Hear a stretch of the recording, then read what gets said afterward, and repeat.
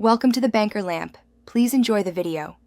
You begin by confirming your iPhone model and iOS version because the battery icon options depend on system support.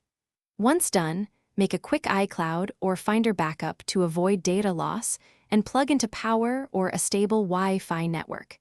Now open Settings and tap Battery to access relevant toggles. You're starting the process immediately. Follow the on-screen battery health or control center options so you can change the icon display without interrupting system services. You'll now modify how the battery appears. First, toggle battery percentage inside battery settings so the numeric overlay shows. This affects the icon's visual context.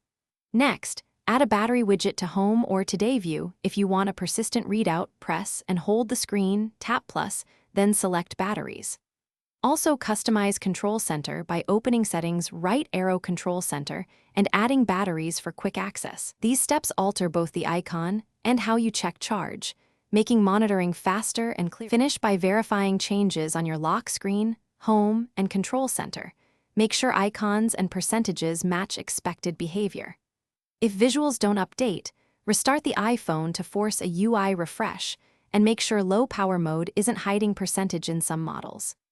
If widgets act up, reset home screen layout from Settings right arrow General right arrow Transfer or reset iPhone. When nothing fixes an incorrect indicator or unexpected behavior, contact Apple support because the issue may be firmware level.